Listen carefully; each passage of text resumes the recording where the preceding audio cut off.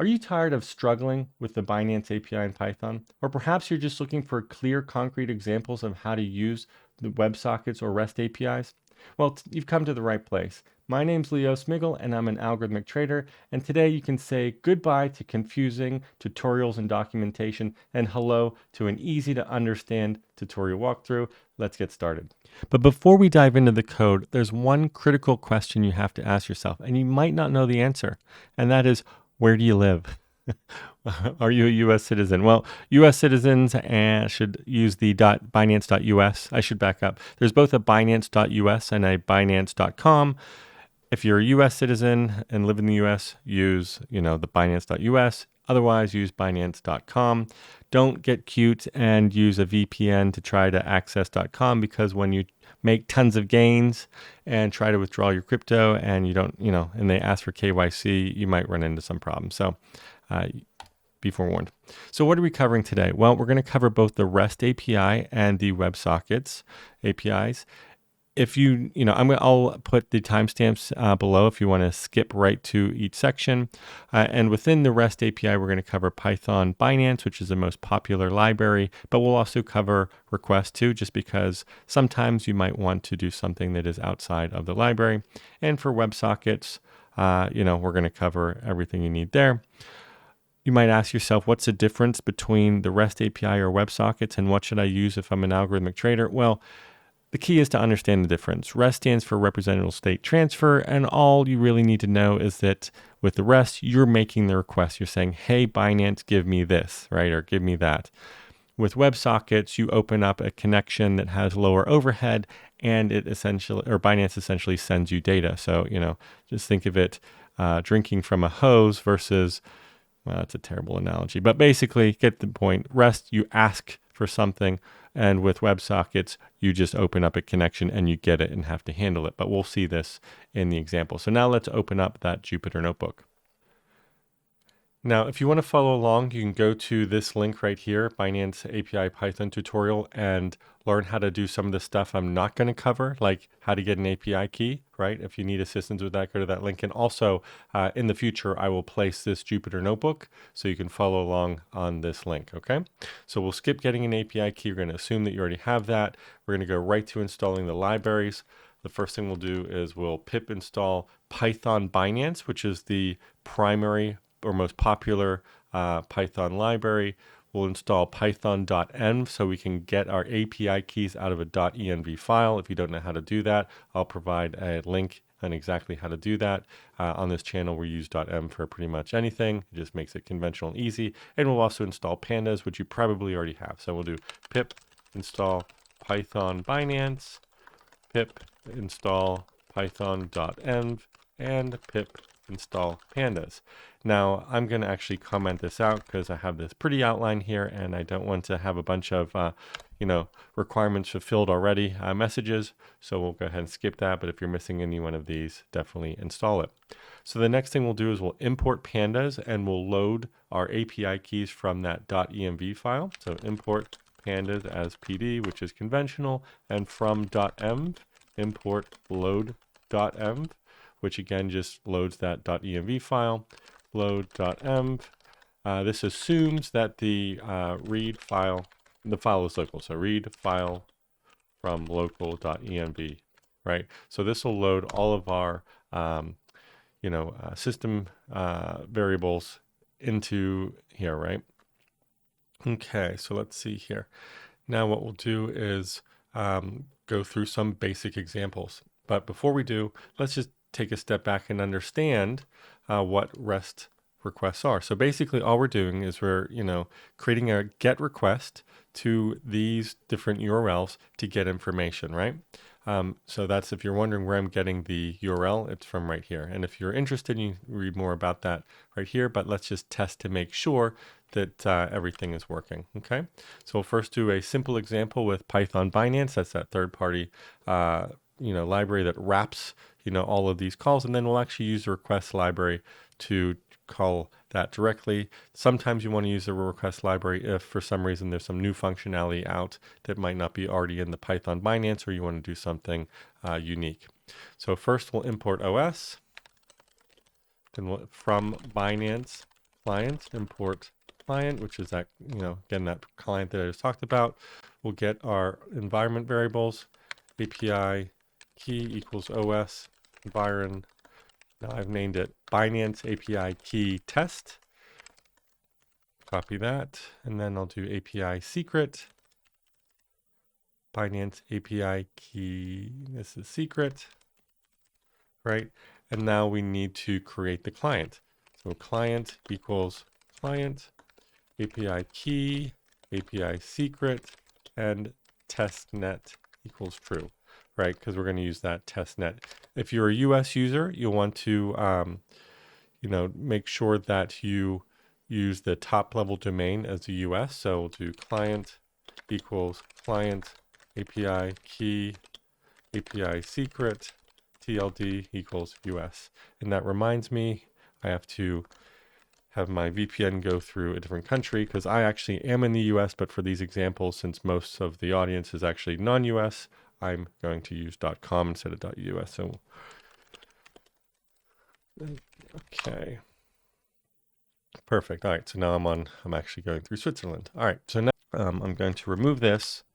But if you are in the US, make sure you have the TLD US, and you probably want the testnet is true too, right? Okay, we want enter.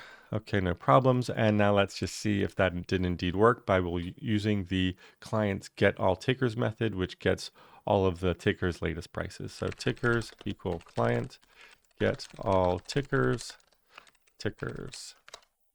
Perfect. So that did indeed work. You might say, you know what, this is a little hard on the eyes, right? If you're like me and probably stare at a computer too much, you might want to make it a little easier on the eyes. We'll make it a data frame, tickers, df head, and then enter. So now we can see our symbol and our price in a pretty data frame. Fantastic. Okay, so the next thing we're going to do is we're going to do the same thing, only we're going to use the request library, right? So import requests, import JSON. And again, if for some reason you want to do something special or have some unique requirements, this is, what we're doing right now is essentially what the request library is doing. I'm sorry, what the, library that we just used, Binance client up above, is just wrapping, the same thing. So if you want to actually look at requests, how the request should be done, you can actually just go ahead and open that on GitHub and see exactly how they're doing it. But anyways, we'll do the URL, HTTPS API1 Binance.com, right? And if you're US, I'll just do, right, it should be API.Binance, if I can spell, .us, right? So just be aware of that, right? But we're going to use .com. So the API call will actually go to the API version 3, ticker, price. And then the headers, right? We'll go ahead and pass content type is application JSON, and we will say the XMBX API key, so API key, we got to pass our API key is API key, right?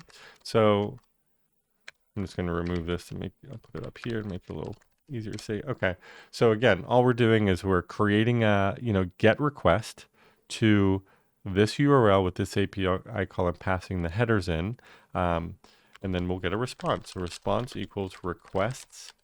Again, that library we imported up here. .get, because we're making a get request, URL plus API call plus headers equal headers. And if we do it right, we should get a response back. I'm going to actually just go ahead and load this,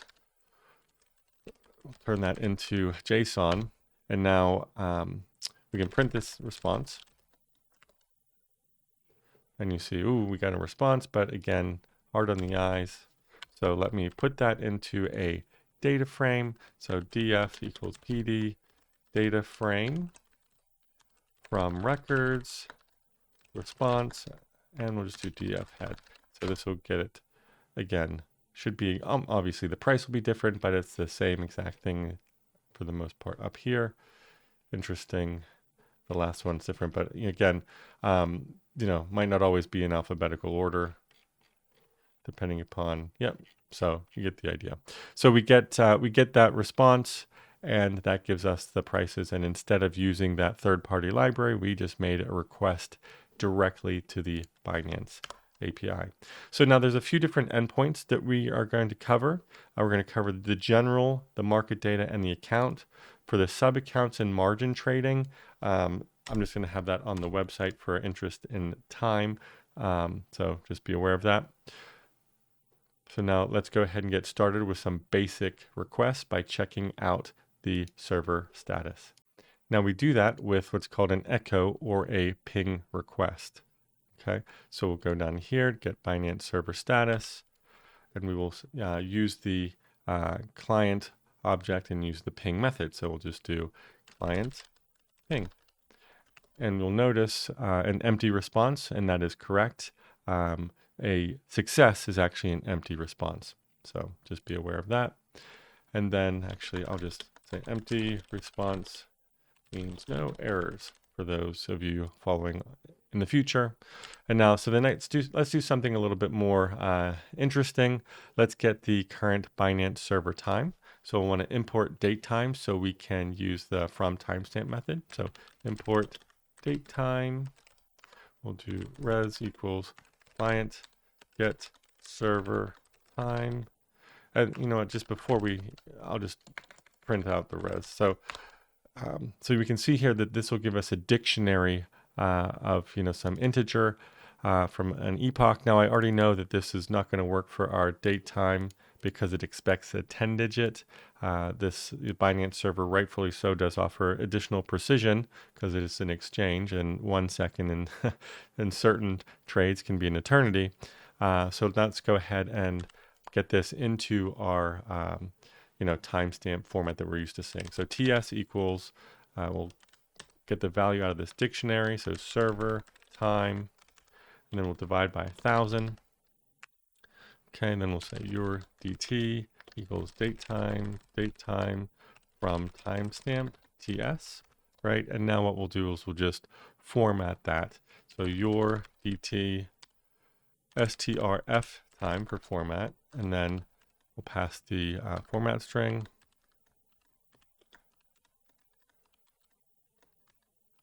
And if we did it right, we'll get something that is more human readable, which is the 4th of January, almost 1 o'clock. So that is indeed correct. This is in Eastern. So perfect. Okay, so that works. Now what we'll do is we'll just get all of the tickers, right? Now we've done this before, but let's just say that you're not exactly sure, what we can pass to this method, right? So we can do help client get all tickers, and you'll see here it actually gives you, what our inputs in this case. There aren't any, but what it returns a list of dictionaries, right? So, and then some examples and what, how errors are raised. So that's very useful. We'll use this again, likely, because I'm sure I won't remember everything off the top of my head, but let's go ahead and, do this one more time because it's such an important method. Client get all tickers. We'll do df equal pd data frame coin info df head, right? So we did that previously. Again, we know that this is a list of dictionary, so we can just put it right in data frame and get it out. Easy enough. Okay, so now we might want to get a little bit more detailed information on the exchange or a symbol. We'll go ahead and exchange info. Let's see, actually, you know what? Before we do that, we'll just do the exchange info. So exchange info equals client get exchange info. This will get us some basic exchange info, and we can check to see what keys are available to us, and we can see what did I do here? Get EXCHENG. Oh, here it is. Get exchange info. All right, so now we can see the various keys. We can drill down into one of these keys. So let's drill down into symbols. and that'll give us some information about those symbols. So we'll do df pd data frame exchange info, which is what we just grabbed up here, and then we're going to drill down into the symbols value by passing it the symbols key, right? So symbols df, and now we can see we've got all this information regarding our various assets, such as quote precision. Let me scroll down here. And some filters, which we're going to cover in a second, because it's really important when placing orders. But basically, any information that you need about one of those keys, you can, one of those symbols, you can grab. And now, if we want to, we can get individual symbol information. So, symbol info equals client get symbol info BTC BUSD, and then symbol info. Now you can see we essentially just took one of these rows and requested this directly, and you can see things like minimum notional value, which we'll cover in a little bit, right? So become very apparent to you once we start placing orders. So now that we're done with some of the general stuff, let's dig into some of the market data. So we'll recreate the BTC BUSD order book using a pandas data frame, right? So that kind of, an order book is essentially the volume of bids and asks at a certain price, right? So it kind of gives you an idea of where potential support and resistance might be, although you can place orders and cancel them to trick other people. But anyways, we're not going to get into that right now. So we'll do market depth client get order book, pass it symbol, and that will be BTC BUSD. And then let's see what the keys are. Well, you know what? I can just do market depth there. And what we'll see is last ID, the bids and asks, right? And that's pretty much it. But again, one of those things where it's not real easy on your eyes. So what we can do is we can create a data frame by passing, creating a data frame of the bids, creating a data frame of the asks, and then concatenating them all together. So we'll do bids, PD, data frame, market depth. Oh my goodness, if I could type bids, and then we'll rename these columns. That's the price, right? And then the bids. And we'll do the same thing for the asks. Ask equal PD data frame, market depth, asks, asks.columns equal price and asks. And now we'll concatenate them all together. df equals PD concat, pass the bids and the asks, and then we'll fill the nands because there will be NAND values as zeros and print df. So you can see here, below the market price, when Bitcoin's below the market price, there's lots of bids because people want to buy it at that level.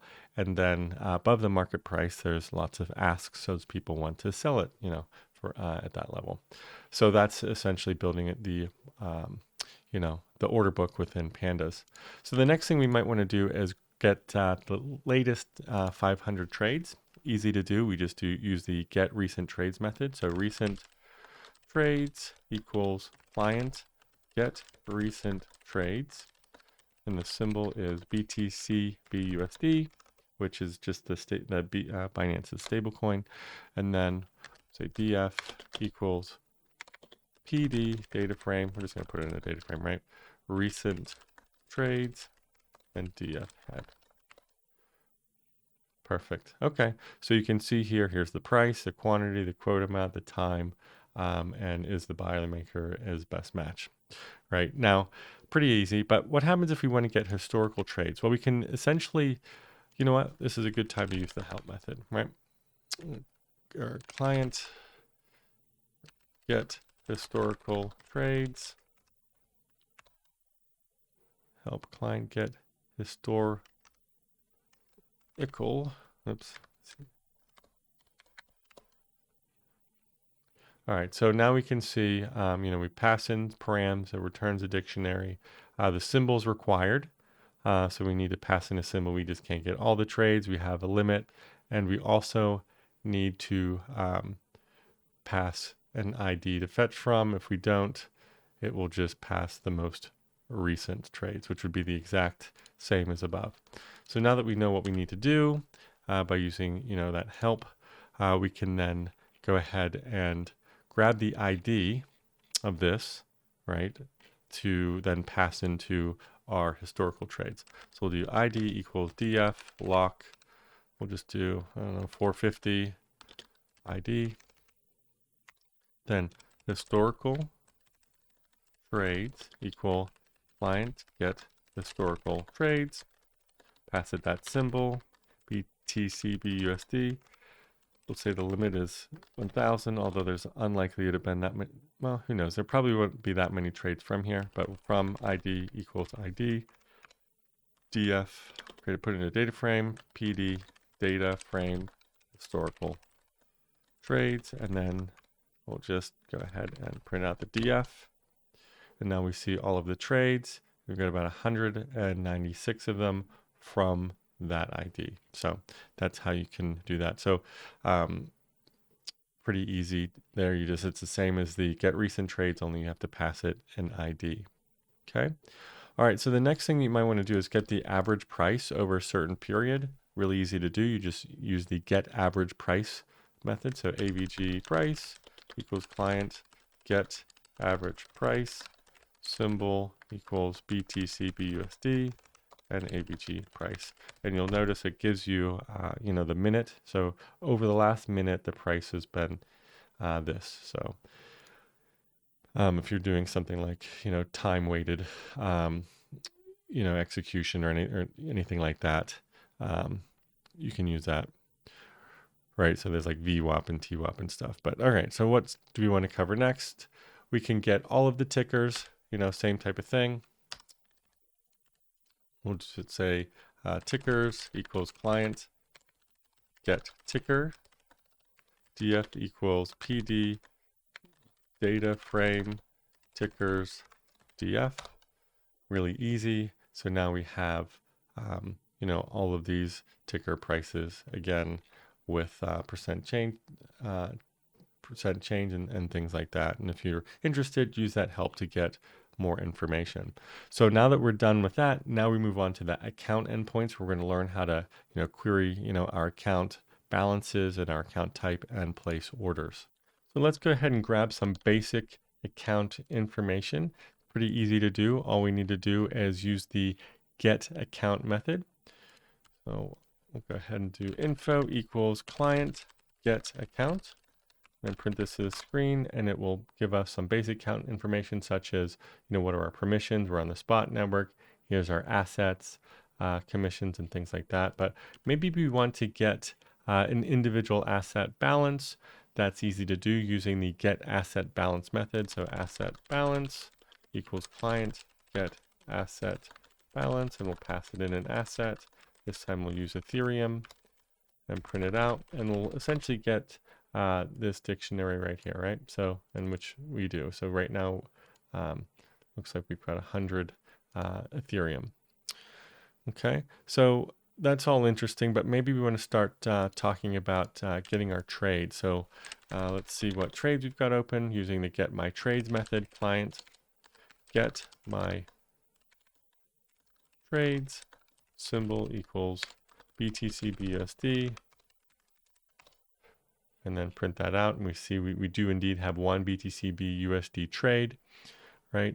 And maybe we want to actually fetch all of our open orders, right? Maybe we have some, orders that are open that haven't executed yet, so they wouldn't be trades.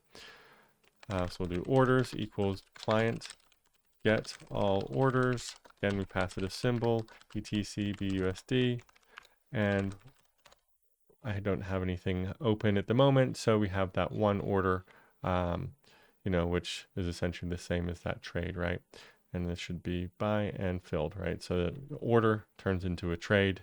We likely already know that, but you can have orders that are not, executed on, so they wouldn't show up in the trades. Okay, so speaking of orders, why don't we learn how to place some orders, right? So orders can be a little bit trickier because you have to make sure that they meet the filter requirements, as I'll show you in a second. So we'll use the create test order method because we don't actually want to place an order right away. We want to make sure that we meet all of the criteria and nothing really goofs up. So we'll do client create test order, do symbol equals BTC BUSD, side equals buy, type equals market, and quantity equals 0.0005. And then we'll say buy order, and we should get an error here, which we do, and we can scroll down. It says minimum min notional. Now, what that means is, there's different requirements on each cryptocurrency about various things, such as the, step size, or how much, the most amount that you can buy at once, things like that. And minimum notional just means that our order didn't meet, the price times quantity value, which we can query right here to see exactly what that is. So we can get that by grabbing the get symbol info information. So client get symbol info BTC BUSD, and we'll print that out. And we can see here, where is it? I'll just search. Oh, no, there it is. So it's minimum notional. We need it to be $10. I know it's $10 because USD is the Binance stablecoin. So roughly $10, although it might not be $10 with all the market turmoil that's going on recently. But let's just validate. Well, actually, before we validate it, let's go ahead and put it into easy to see data frame. So that way you can see exactly what I mean by all the different requirements. Do PD, data frame from dict info filters, and then we'll just print out that data frame. And you can see here, now we can see all of the different filters that we need. We can see that the minimum notional is 10.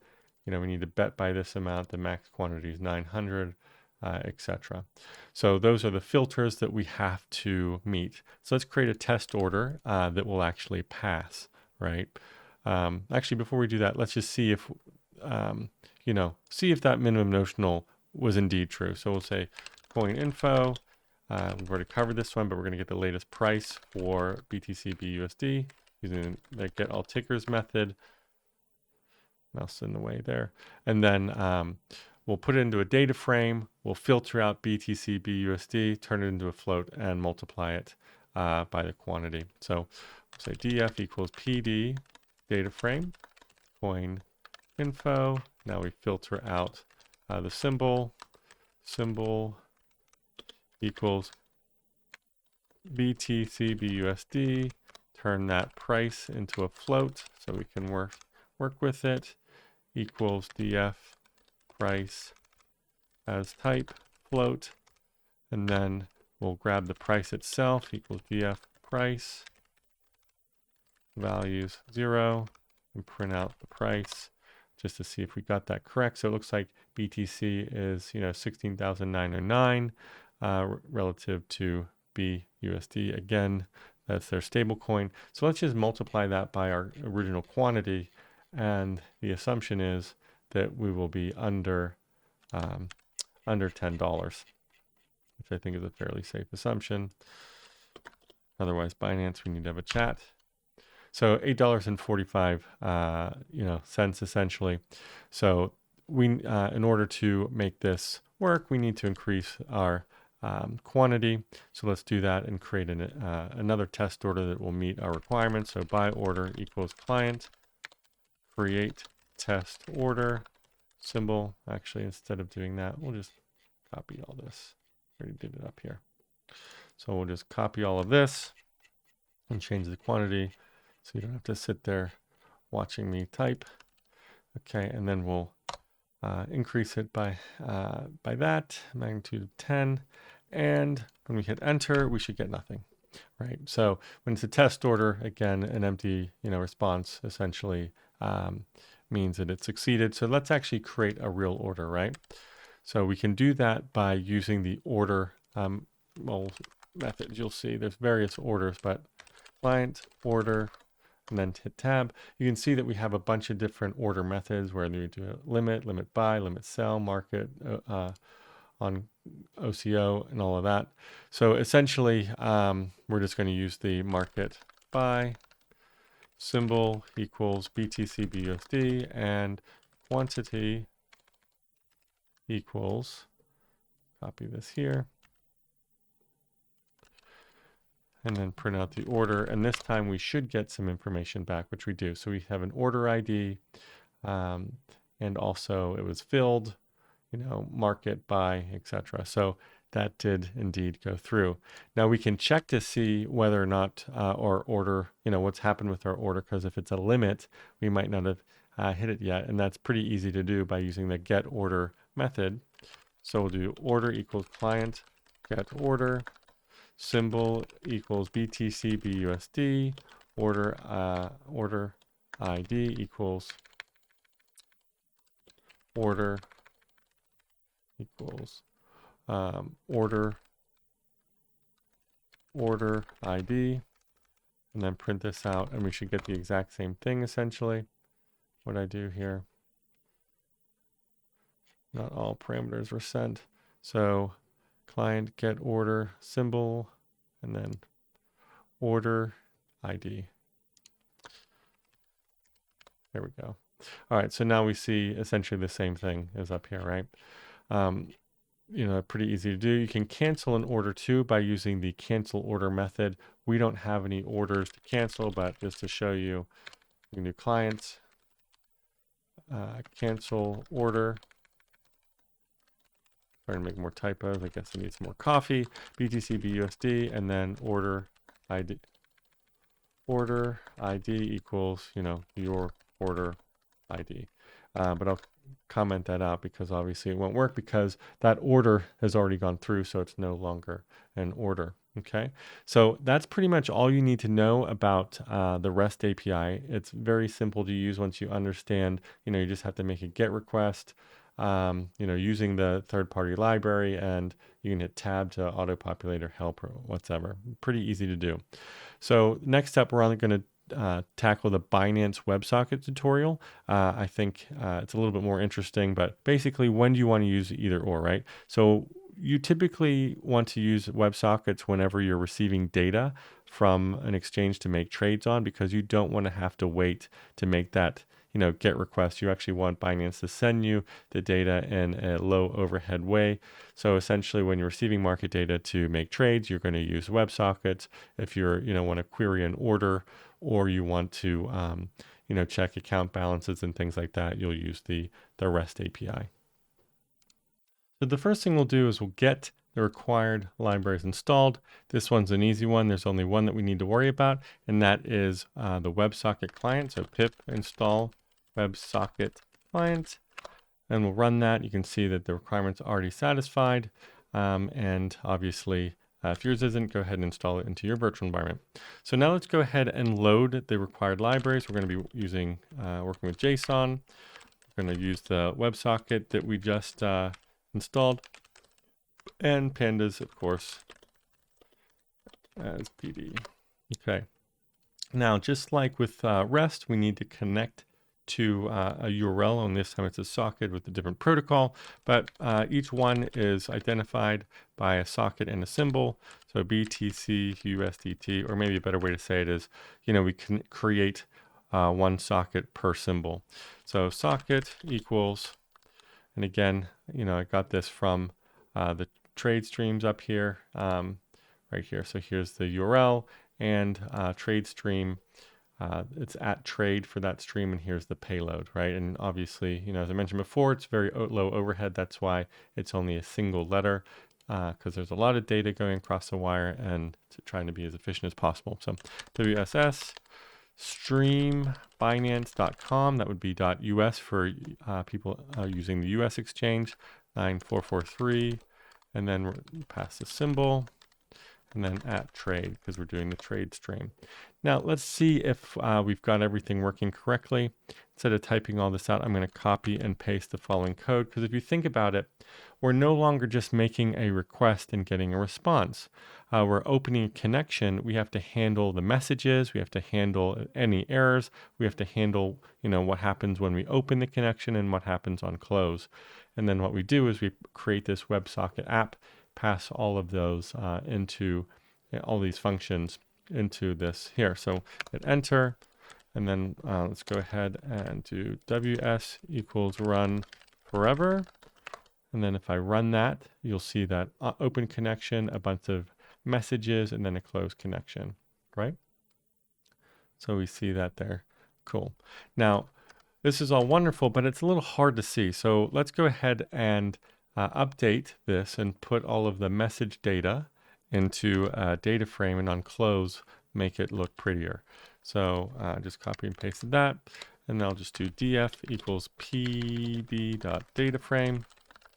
On message, what we'll do is we'll take the message, put it in a JSON, then we'll create a row of a record for this data frame here to concatenate it, and then we will close out the on message and then format it with columns, making the time the index and the price a column.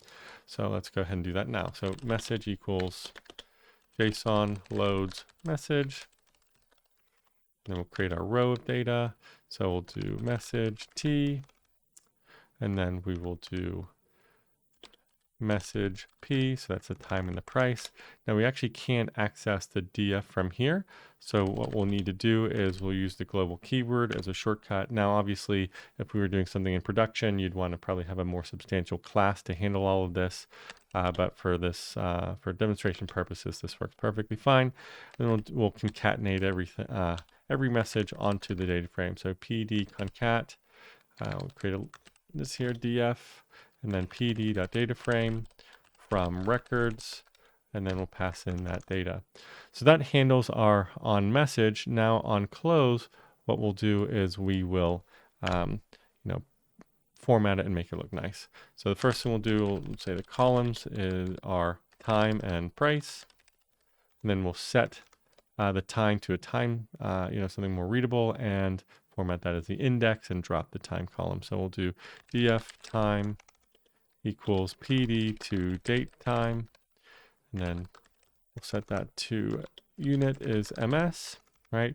So now we have that. Now we want to set that time as the index. Set index df time. We'll do in place because we can't create a new one because we want to use this global df. And then we will drop that because now we have two, time column and a time index. So df.drop columns equals time, in place equals true, and then we will print the df, right? Now, if we did everything correctly, we should now see a nicely formatted data frame. So ws run forever. Obviously I see a typo there from records. I don't know what I did there. Okay, but records.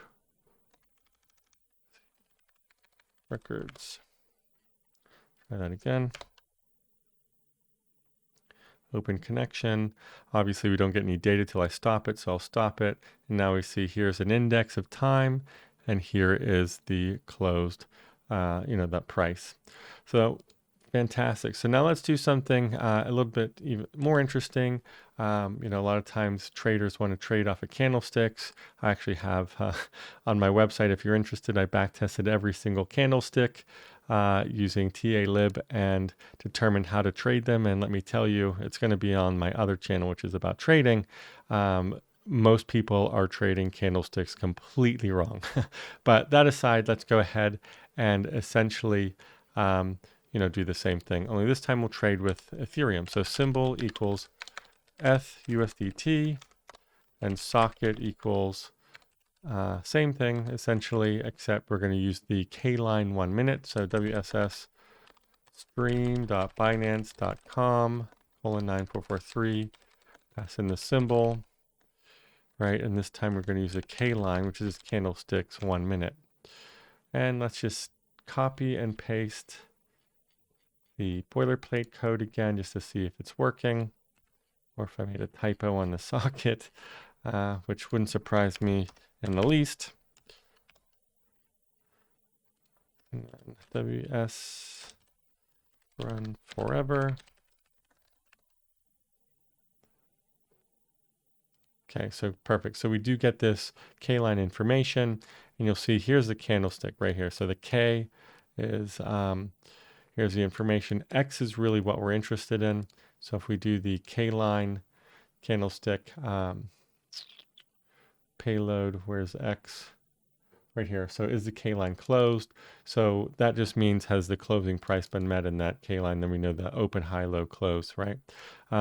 So let's go ahead and now go ahead and make, the whole thing. We'll do the whole thing at once. We'll get all of the open, high, low, close, and volume into a list. And then we will then create a data frame from that, and we will filter based on whether or not the K line has been closed. So we got the time, the open, the high, the low, the close, the volume is equal to open, high, low, close, volume. 1, 2, 3, 4, 5, 6. 1, 2, 3. Yep. Oh, I forgot the time. Okay. And then this time we'll grab this stuff again. Put this right here.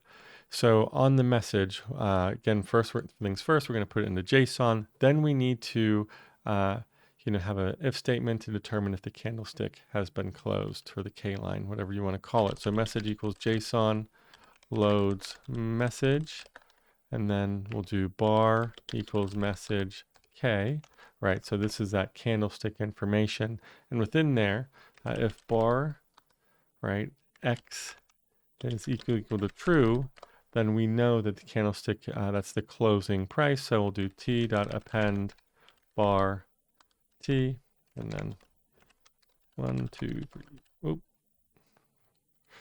5, 6. So we've got the time, the open, the high, the low, the close, and the volume.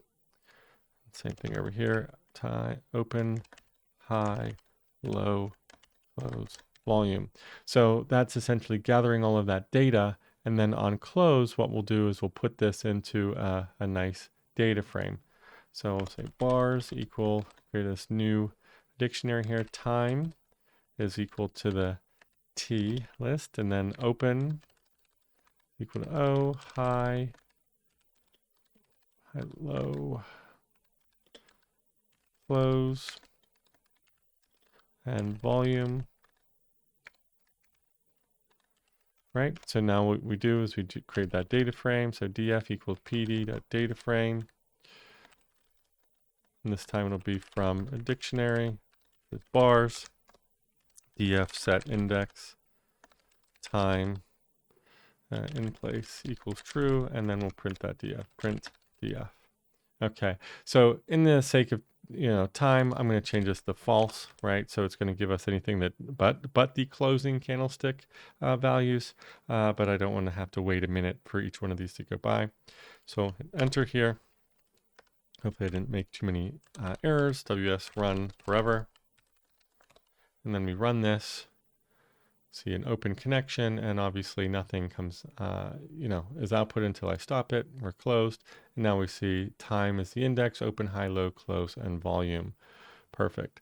So that's it for the WebSockets tutorial. Obviously, the next step would be to create strategies around these candles, which if you're interested in that type of stuff, feel free to check out my website where I backtest, and figure out what really works in the markets. So hopefully you enjoyed this one, and I hope to see you in the next. Thanks, everyone. Bye.